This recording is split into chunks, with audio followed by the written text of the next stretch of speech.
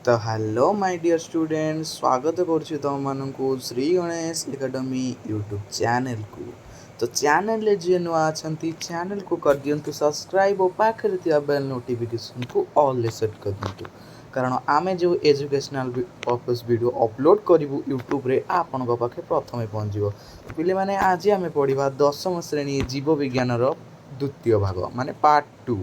तो आम प्रथम भाग पोषण किसी इंट्रोडक्शन और पोषण को दुई भाग जो छुआ विभक्त कराई तार दुईटी पढ़ी श्वेतसार और पुष्टिसार। तो आज आम तापर कंटिन्यू करवा पाठ को। तो पुष्टिसार ये पढ़ते जी प्रथम पार्ट को देखी ना चैनल विजिट करी प्रथम पार्ट को देखिपर। तो आज सेकेंड पार्ट को स्टार्ट करवा स्नेह सार मांस क्षीर छेना लहुणी अंडार हलदिया अंश और तेल घीरे स्नेहसार चर्बी बा लिपिड ये दुटा स्नेहसार चर्बी बा लिपिड घीरे स्नेहसार चर्बी लिपिड थाए बुझल। तो जातीय खाद्य थाए। तो मांस क्षीर छेना लहुणी अंडार हलदिया अंश और तेल घीरे स्नेहसार थाए यहाँ हूँ कमन जिनस आम समस्ते जाचे।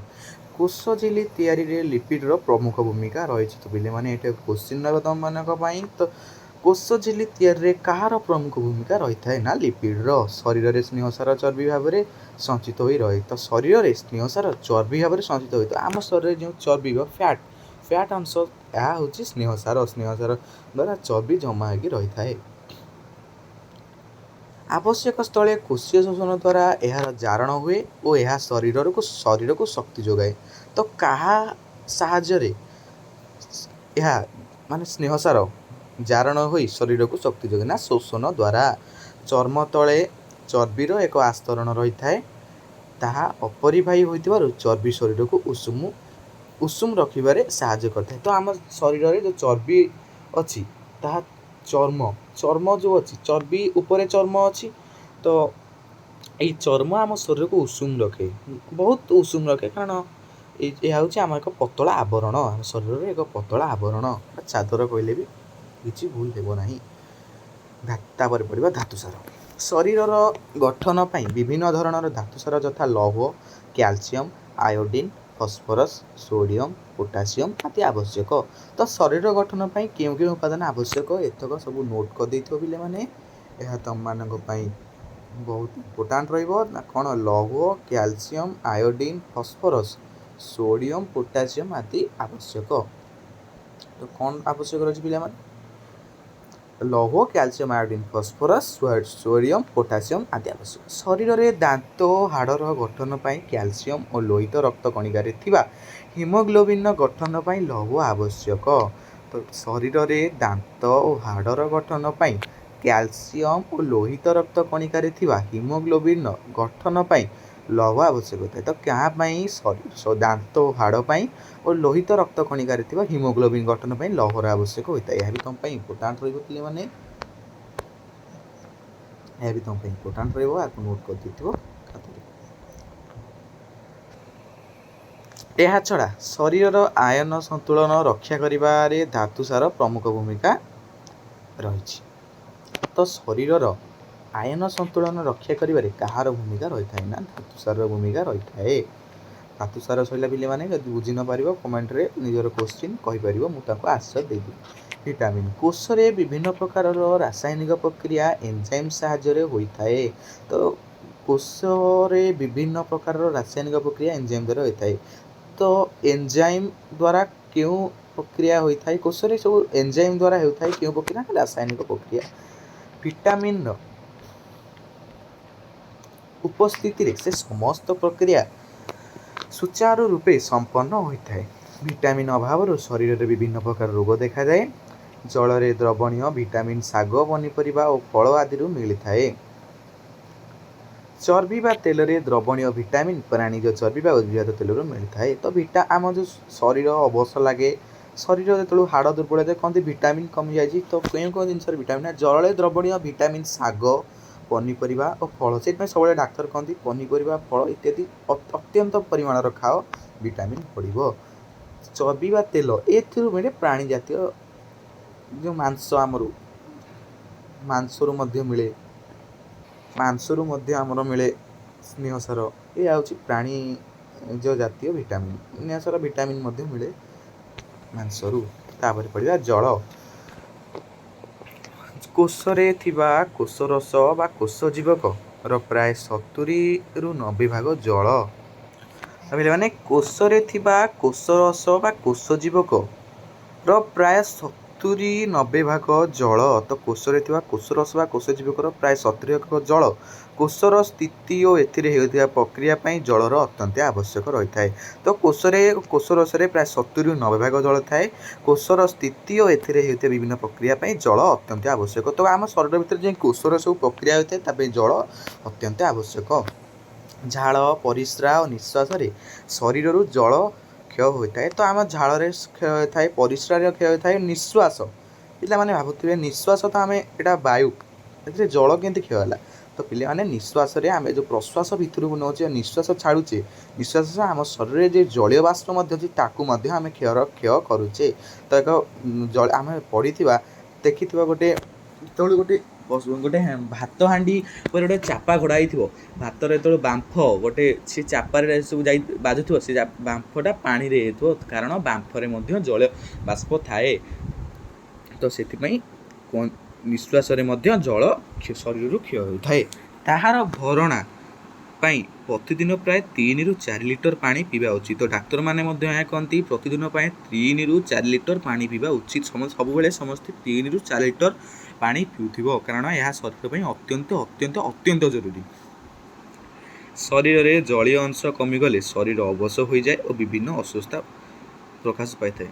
ତ ଯେତେବେଳେ ଶରୀରରେ ଜଳ କମିଯାଏ, ଏଇ ଖରାଦିନେ ହିଁ ଅଧିକ ଏହି ରୋଗ ଦେଖାଯାଏ, କାରଣ ଶରୀର ହାଲିଆ ଲାଗିବା, ମୁଣ୍ଡ ବୁଲେଇବା ଇତ୍ୟାଦି ବହୁତ ପ୍ରକାରର ରୋଗ ହୋଇଥାଏ ଆମ ଶରୀରରେ ଏଇ ଖରାଦିନେ। ସେଥିପାଇଁ ଖରାଦିନେ ଯଦି ତୁମେ କେଉଁଠି ଟ୍ରାଭେଲ୍ କରୁଛ କିମ୍ବା ତୁମେ ଘରେ ମଧ୍ୟ ରହୁଛ, ପ୍ରତିଦିନ ପାଖରେ ଏକ ପାଣି ବୋତଲଟେ ରଖିଥିବ, କାରଣ ପାଣି ହେଉଛି ଜୀବନର ଏକ ମୂଲ୍ୟବାନ ପଦାର୍ଥ, ଯାହା ବିନା ମନୁଷ୍ୟ କେବେ ବଞ୍ଚିପାରିବା ଅସମ୍ଭବ। କଥାରେ ଅଛି ଜଳ ବହୁଳେ ସୃଷ୍ଟି ନାଶ, ଜଳ ବିହୁଳେ ମଧ୍ୟ ସୃଷ୍ଟି ନାଶ। ତ ଜଳ ଅଧିକ ମାତ୍ରାରେ ହେଲେ ସୃଷ୍ଟିର ନାଶ ହେବ, ଜଳ କମ୍ ମାତ୍ରାରେ ନଥିଲେ ବି ସୃଷ୍ଟିର ବିନାଶ ହେବ। ତ ଜଳ ସବୁବେଳେ ପାଖରେ ରଖିଥିବ, ପିଉଥିବ। ତ ପୋଷଣର ପ୍ରକାର ଭେଦ। ତାପରେ ପଢ଼ିବା ଆମେ ପୋଷଣର ପ୍ରକାର ଭେଦ। ତ ଆମେ ଏଇଟା ପଢ଼ିଲେ ଖାଦ୍ୟର ପ୍ରକାର ଭେଦ। ଏବେ ପଢ଼ିବା ପୋଷଣର ପ୍ରକାର ଭେଦ।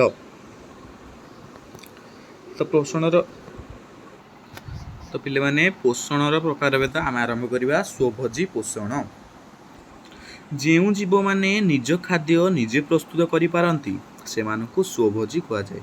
ତ ଏହା ଏକ ଇମ୍ପୋର୍ଟାଣ୍ଟ କ୍ୱେଶ୍ଚିନ୍ ତୁମ ପାଇଁ ରହିବ। ତ ପିଲାମାନେ ସ୍ୱଭୋଜୀ କାହାକୁ କୁହାଯାଏ? ଯେଉଁମାନେ ନିଜ ଖାଦ୍ୟ ନିଜେ ପ୍ରସ୍ତୁତ କରନ୍ତି ସେମାନଙ୍କୁ ସ୍ୱଭୋଜୀ କୁହାଯାଏ। ଯିଏ ନିଜ ଖାଦ୍ୟ ନିଜେ ପ୍ରସ୍ତୁତି କରିପାରେ ତାକୁ କୁହାଯାଏ ସ୍ୱଭୋଜୀ। ପିଲାମାନେ ପତ୍ରହରିତ ଥିବା ସମସ୍ତ ଉଦ୍ଭିଦ ଓ ନୀଳହରିତ ଶୈବାଳ ହେଉଛନ୍ତି ସ୍ୱଭୋଜୀ। ତ କେଉଁମାନେ ସ୍ୱଭୋଜୀର ଉଦାହରଣ ହେଉଛି ପତ୍ରହରିତ ଥିବା ସମସ୍ତ ଉଦ୍ଭିଦ ଓ ନୀଳହରିତ ଶୈବାଳ। ଏହି ସମସ୍ତ ଜୀବ ସୂର୍ଯ୍ୟର ଆଲୋକ ଶକ୍ତିକୁ ଉପଯୋଗ କରି ସବୁଜ କଣାର ଉପସ୍ଥିତିରେ ଅଙ୍ଗାରକାମ୍ଳ ଓ ଜଳ ମଧ୍ୟରେ ସଂଯୋଗ ଘଟାଇ ଶ୍ୱେତସାର ଜାତୀୟ ଖାଦ୍ୟ ପ୍ରସ୍ତୁତ କରିଥାନ୍ତି। ତ ଏହା କାହା ସାହାଯ୍ୟରେ ଶ୍ୱେତସାର ଜାତୀୟ ଖାଦ୍ୟ ପ୍ରସ୍ତୁତ କରନ୍ତି? ନା ସୂର୍ଯ୍ୟର ଆଲୋକ ଉପଯୋଗ କରି ସବୁଜ କଣିକାର ଉପସ୍ଥିତିରେ ଅଙ୍ଗାରକାମ୍ଳ ଓ ଜଳ ମଧ୍ୟରେ ସଂଯୋଗ ଘଟାଇ ଏମାନେ ଶ୍ୱେତସାର ଜାତୀୟ ଖାଦ୍ୟ ପ୍ରସ୍ତୁତ କରନ୍ତି। ଏହି ପ୍ରକ୍ରିୟାକୁ ଆଲୋକ ଶୋଷଣ ଏବଂ ଏ ପ୍ରକାର ପୋଷଣକୁ ସ୍ୱଭୋଜୀ ପୋଷଣ କୁହାଯାଏ। ତ ସ୍ୱଭୋଜୀ ପୋଷଣର ପିଲାମାନେ ସ୍ୱଭୋଜୀ ପୋଷଣ କାହାକୁ କୁହାଯାଏ ଏବଂ ଆଲୋକ ଶୋଷଣ ପ୍ରକ୍ରିୟା କ'ଣ? ଏ ଦୁଇଟି ପ୍ରଶ୍ନ ରହିବ, ଇମ୍ପୋର୍ଟାଣ୍ଟ ପ୍ରଶ୍ନ ମଧ୍ୟ ରହିବ ତମମାନଙ୍କ ପାଇଁ। ନାଇଟ୍ରେଟ୍ ପ୍ରସ୍ତୁତକାରୀ ବ୍ୟାକ୍ଟେରିଆ, ଗନ୍ଧକ ବ୍ୟାକ୍ଟେରିଆ ପରି କେତେକ ରସାୟନ ଶ୍ଳେଷଣ ବ୍ୟାକ୍ଟେରିଆ ରସାୟନ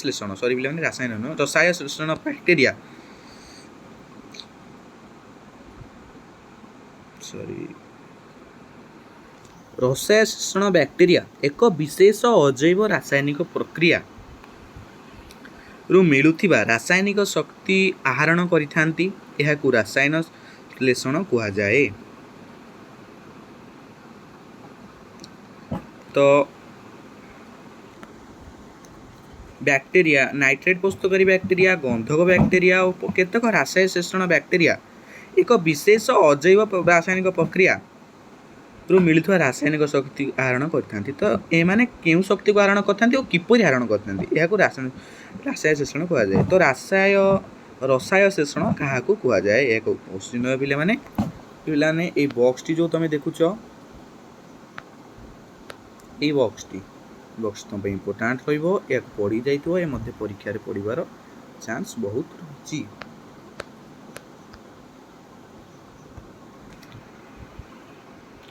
रासायन श्लेषण बैक्टेरिया रासायनिक शक्ति आहरण यही प्रक्रिया माध्यम होता है। यदि बुझी न पार मत कमेंट बॉक्स में पचारि पार मुझे बुझे देवी। परजीवी पोषण जो जीव माने निज खाद्य निजे प्रस्तुत करी न पारी पोषण पाई अन्य प्राणी बा उद्भिद उपरे निर्भर करती सेमानंकु परभोजी कुहा जाए। तो यह हूँ स्वभोजीर विपरीत।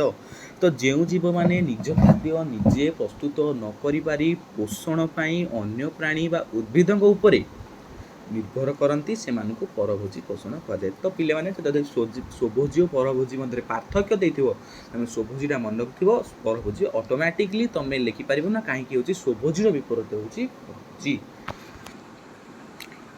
समस्त प्राणी मलांग निर्मूली रेफ्लेसिया आदि परजीवी उद्भिद कवक एवं अधिकांश बैक्टेरिया परभोजी श्रेणी अंतर्भुक्त। तो ये माने होचंदी परजीवी पोषणर उदाहरण या परजीवीर उदाहरण परजीवी पोषणर उदाहरण। यही जीव मान पोषण प्रणाली को परभोजी पोषण कहुए।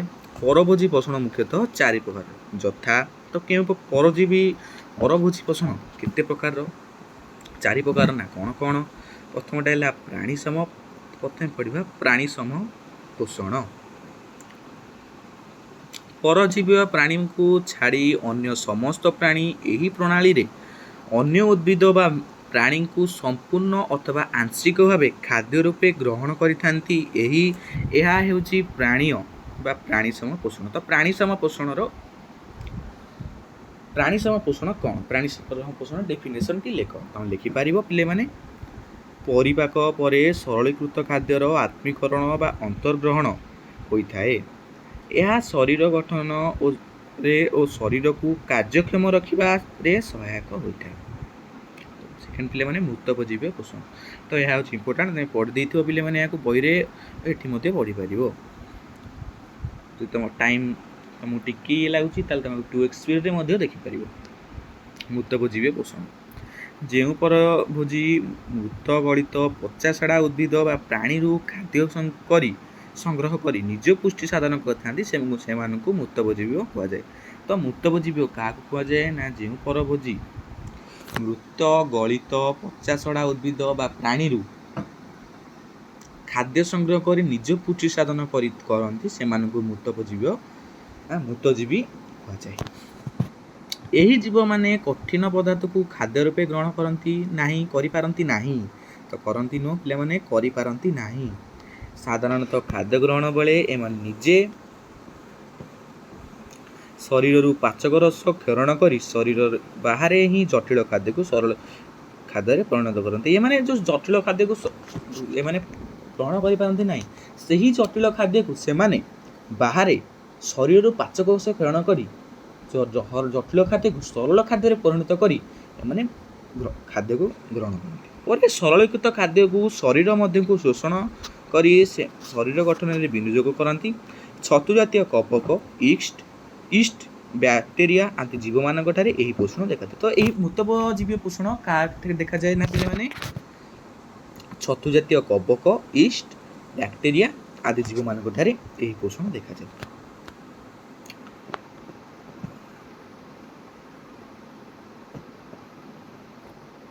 तो पिले माने आमे एतिकी आज पढ़िबा। तो आमे परजीवी पोषण ठारू कंटिन्यू करबा पार्ट 3 रे। तो ए विषयटी सरिया को पार्ट 4टा पार्ट लागि पारे पिले माने 4टा कि 5टा पार्ट मध्ये लागि पारे ए विषय को सारिबा पई।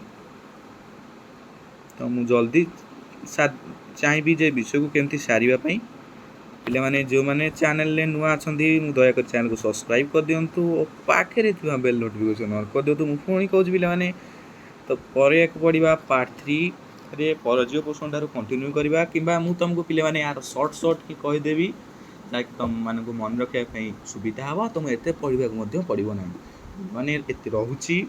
जय जगन्नाथ। सदा विमुक्ति साधकं कलाधरावतं शकं क्रीडाशिलोकरक्षकं विनाशितैरुदैत्यकं तथा शुभ